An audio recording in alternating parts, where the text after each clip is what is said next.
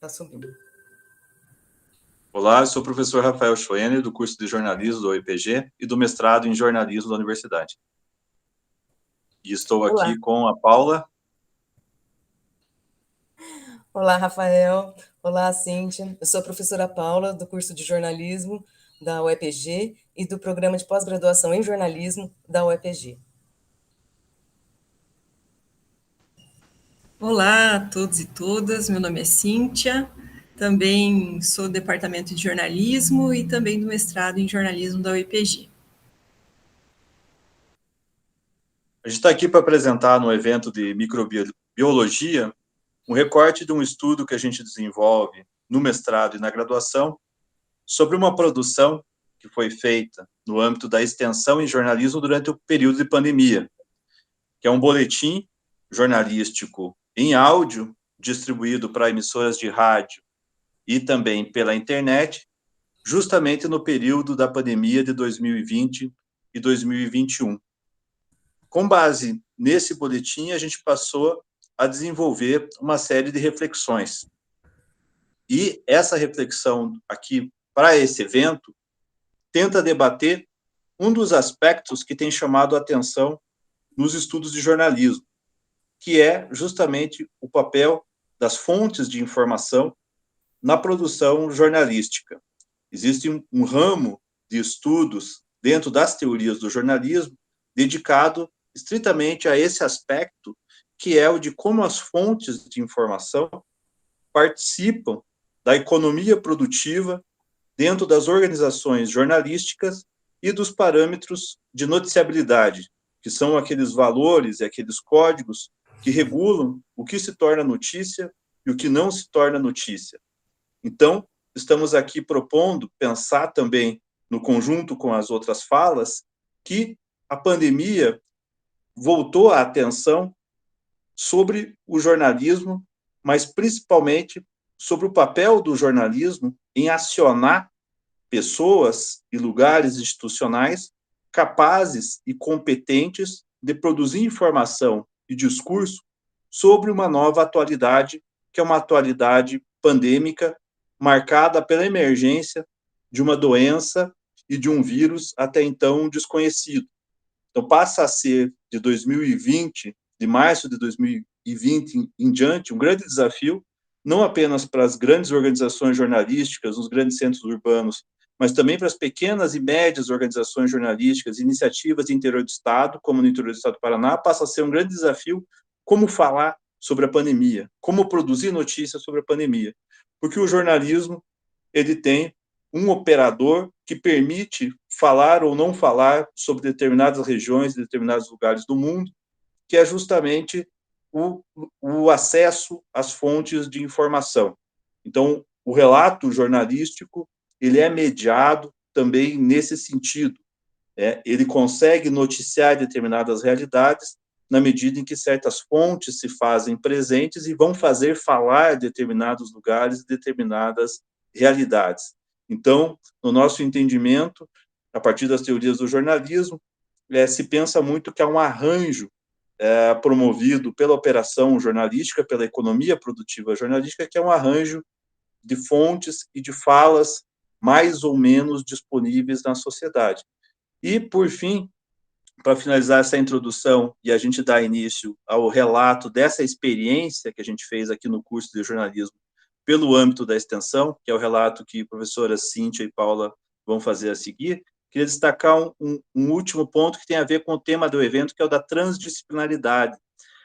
A transdisciplinaridade é uma forma também de se pensar cientificamente o jornalismo, inclusive na relação com as fontes de informação. Mas, para além disso, a transdisciplinaridade está envolvida, em certa medida, na própria economia produtiva das redações jornalísticas, nas técnicas de apuração e de acesso às fontes de informação. Faz parte do operacional jornalístico entrevistar e conversar com sujeitos que estão em diferentes áreas do conhecimento e que estão em diferentes campos sociais e profissionais de atuação. Mas essa passagem das fontes e dos falantes pelo jornalismo nunca é neutra e automática. o jornalismo também é um agente modificador e gerador de contextos, de novos contextos, na medida em que tensiona, de alguma maneira, essas fontes de informação. E daí a complexidade que, a partir de agora, precisa ser pensada sobre como a cobertura jornalística da pandemia no Brasil, ela foi do jeito que foi, também pela maneira como acionou ou deixou de acionar e valorizar determinadas fontes de informação sobre a pandemia.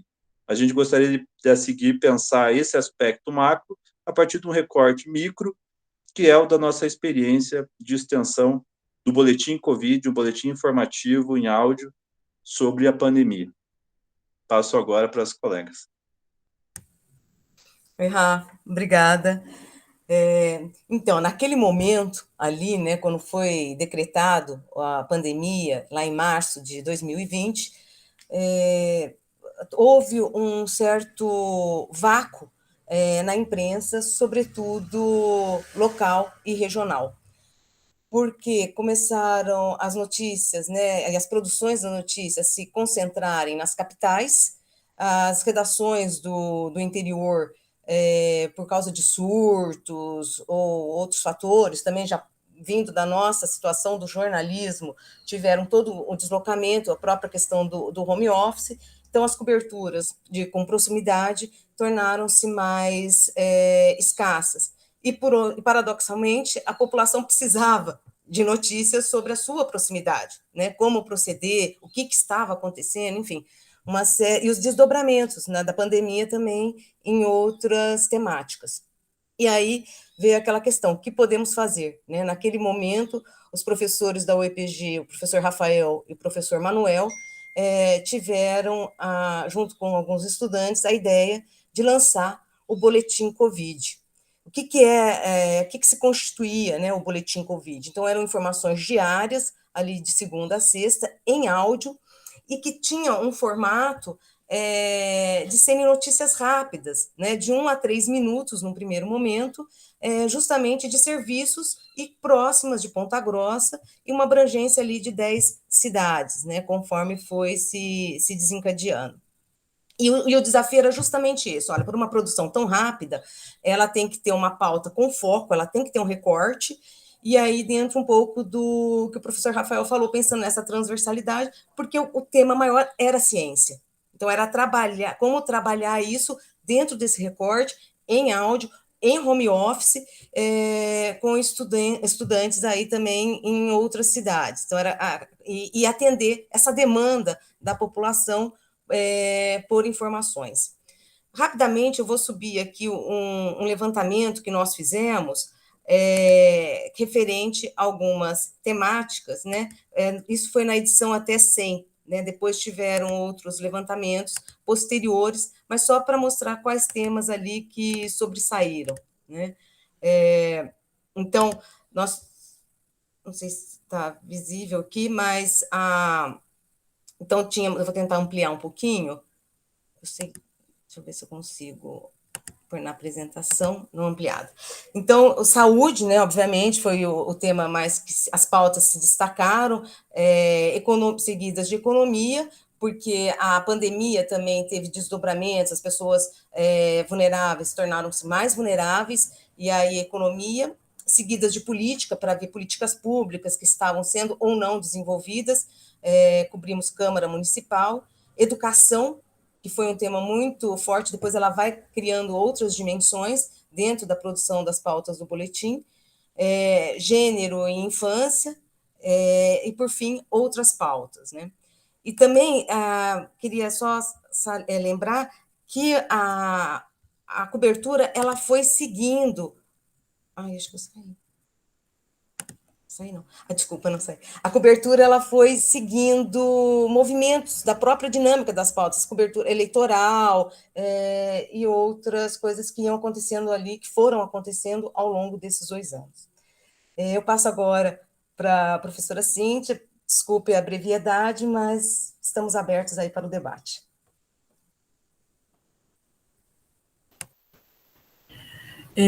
Bem, então a gente ao longo desses foram O boletim Covid ele começa em 20 de abril de 2020 e segue até 19 de novembro de 2021. Então, foram quase 2 anos de atividade. E aí a gente ofereceu, ao longo desse período, né, 349 episódios. E aí, dentro desse processo de